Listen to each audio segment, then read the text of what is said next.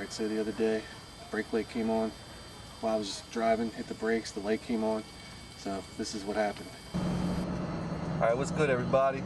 I'm on my way to work, minding my own goddamn business. I had that little red brake light come on up in the dash. Now, I don't have my notes in front of me, but as far as I know, there's only two things that will make that light come on by itself, meaning the ABS light isn't on either. And that's the parking brake being applied or a problem with the fluid level in the master cylinder. So I've been driving. I already know that, I have good pedal, so I don't suspect there to be a fluid leak. But I guess the first thing I'm going to do is make sure the parking brake switch isn't stuck or whatever. So we'll go ahead and pull this thing up.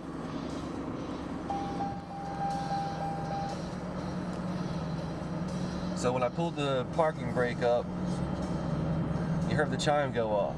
And as soon as I put the parking brake, handle down, the chime stopped.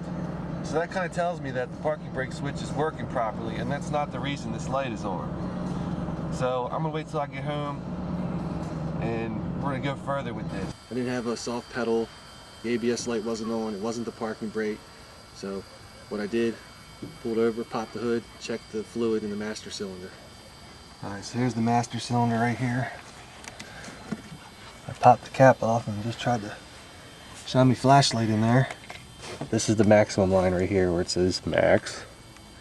And then this line right here is min, meaning the minimum. And it looks like that brake fluid level sensor is like right below it. So, shine my flashlight in here. I mean, that it's low on fluid. That's the first thing I noticed.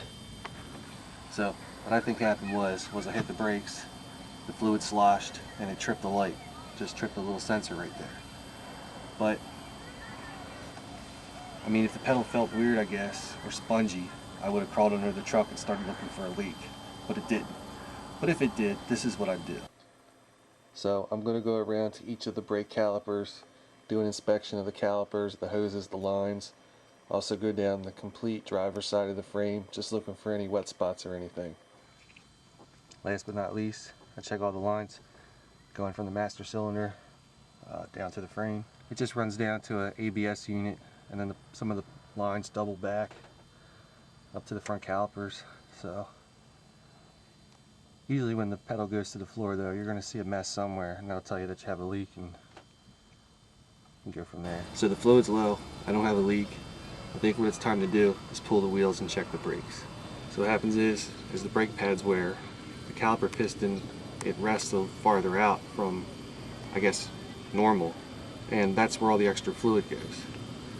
So, I mean, it can happen where, your front and rear pads all wear down, and it'll pull the fluid low enough to, turn on the light. I guess up next we're going to do the brake inspection video, because I think this thing's going to need front brakes again. I just did them 60,000 miles ago, so fuck.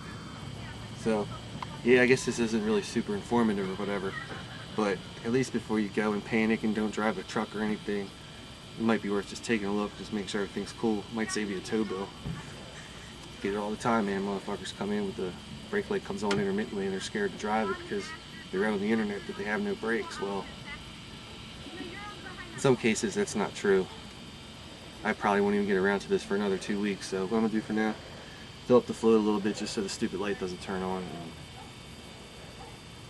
and I guess that's it. So anyway, stay tuned, because coming up next, finally, the rear differential service in the Trailblazer and Envoys. It's here. So, as always, if you like what you see, subscribe to my shit.